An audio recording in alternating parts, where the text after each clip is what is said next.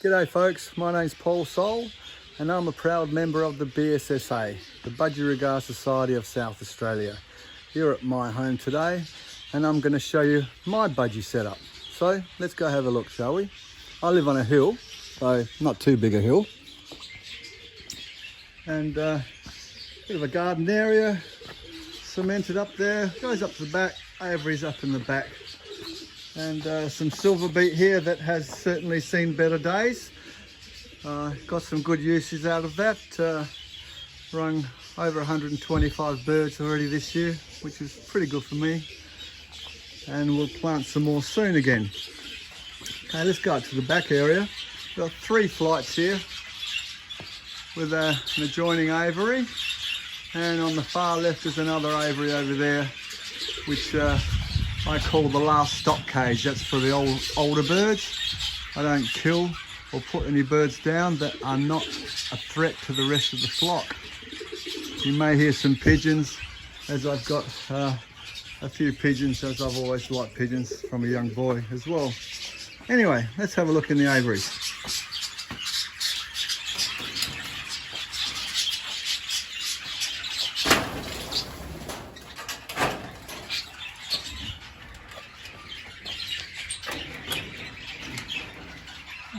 Corridor, 3 flights.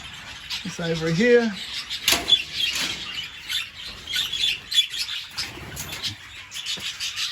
Nice, real long perch here, goes right to the ground. And that's made from an old cot. So if you've got a cot somewhere, an old cot, they're really good for perches. On the left-hand side, just there, the toilet roll holder. On the right over here, on this bird is, what's that, Sue Adams, what is it? Yes, tell me it's for the tea towels. Yes, that's right. Down the bottom here is a clothes stand, which I've made for a seed holder. Put a trailer with a seed. Nice big seed feeder there as well. Yeah. Mainly younger birds in here. That's where I put all the young birds when they first come out from the breeding room. So they go into a nappy cage, then an inside flight, which is in the breeding room, and then they come out here. On the floor here, I put coral food, and the reason why I put that there is just for night fright and so they don't get hit the floor too hard, learning to fly and learning the ways of the new world for them, so to speak. And it certainly helps them as far as not getting a ruptured air sac or anything like that.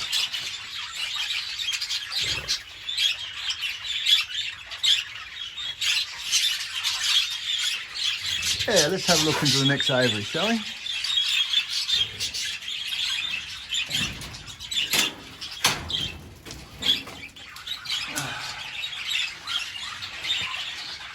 Okay, another flight here. Has to be my favourite coloured bird of this year. Thanks to Wayne, Reading Hover. Beautiful bird, I think. A bit long in the secondary, but yeah, he's quite fine. Really be happy with that. Got bottle brush at the back there. The bird like bottle brush. As you know, not too much. I also give them eucalyptus branches as well. The walls are all flat metal sheeting, which is really easy on the eye and really easy to clean. Really easy to clean, which is great. Another perch there, which is from an old cot. So if you you can find the cot, especially the ones that are in the bare wood, much easier to clean down than the ones that are fully painted, let me tell you. A seed feeder here on the side of the aviary. Makes it easier for me so I don't have to bend down so far. A bit of grip. Another one hanging down the bottom here. And we've got a tray there that holds all the seed. I put a bit of seed in there sometimes as well for the ones that are a bit lazy, but generally try and keep the birds that are flying well, of course. Let's have a look over here. We've got some grit, obviously. There's a little bit of shell grit in that grit. And also some nice cuttlefish bones for the birds, which, as we all know, is good for calcium. I really like these aviaries. Since I was a boy, I wanted something like this. I've had many aviaries. Probably my 4th breeding setup now, or 5th in my life. I guess this is probably my last one.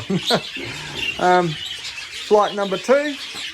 Let's go to the ceiling, shall we, the roof. So on top here, I've got galvanised iron, as you can see. So that galvo, normal galvanised iron is 1.4 millimetres wide. This is 1.1 millimetre wide, so it doesn't absorb as much heat, retain heat. What I've done is I've put marine ply underneath that. And surprising, in those really hot days that does not get hot, it keeps warm. And what's quite amazing, this gets really hot. This beam, this piece of metal, that will get hot itself and not that. And on top of there, I've just put some clear. And on the top of the clear, which we saw earlier on, I think, is another piece of galvo, just to give it some shade. And I've actually screwed that straight through there. So from underneath, holding on to that, so the wind doesn't take it off the top. I had an experience where one of my protective sheetings over the top landed in someone's back garden some time ago. This flight here is all cockbirds. All the birds that I haven't really used this year, most of them. They're going through molt now again, as most people are probably experiencing. So I've still got a few birds down breeding, but not many. Let's have a look. Another seed hopper there. Seed hopper, or feeder. One underneath again. We've got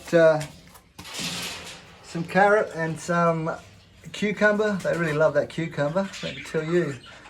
Something that Ian McEwen got me onto, actually. God rest his soul.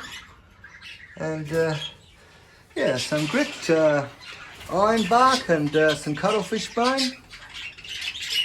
And just a few birds down there.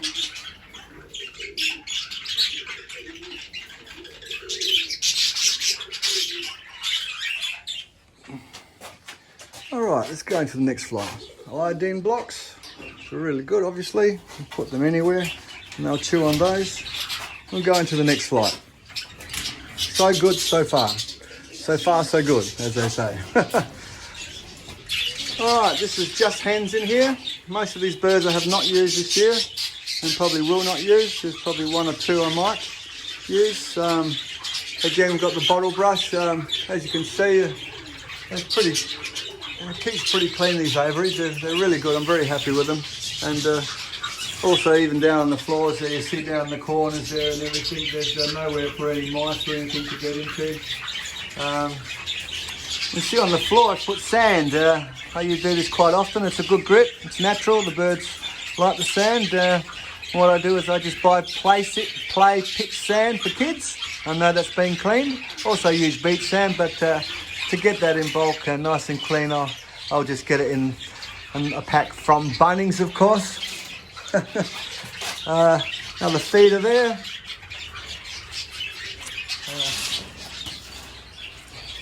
We've got the water there, which I generally clean a few times a day. Make sure they've got fresh, clean water all the time. I really think that's the biggest thing. A lot of people keep their birds really well in so many other ways, but do not give them enough fresh, clean water. I think that is a beginning of many diseases and brings a lot of things on. Nice big iodine block there. Look at that one. It's huge.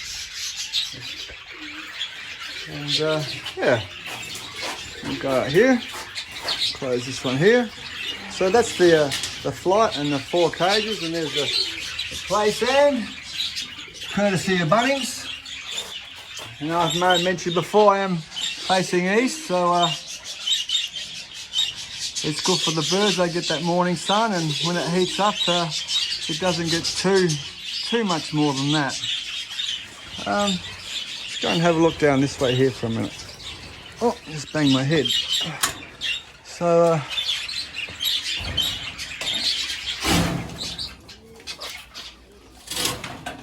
And just go through here, close this one.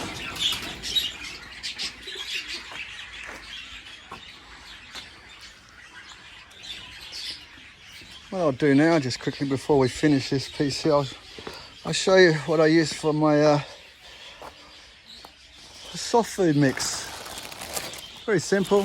It's just wheat and striped sunflower. This has been there since last night. I don't over soak it, as you can see. I just put a bit of water and then I mix it around, and I turn it probably 3 times in the 24 hours. And they are just starting to sprout now. They will be sprouted probably in another hour or 2. I can see a couple in there that are sprouting. There's one, you can see that. See, they're just starting to sprout now. It's another hour or so, perfect. And I don't have to drain any water out of that at all. It doesn't need to be rinsed, because I use box water out of the box, nice and clean.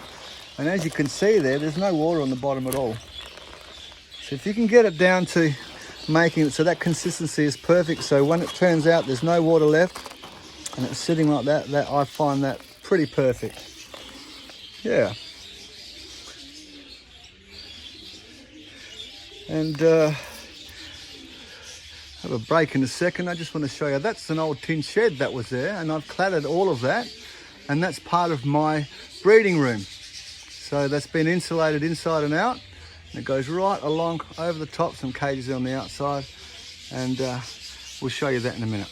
All right, okay, bye for now.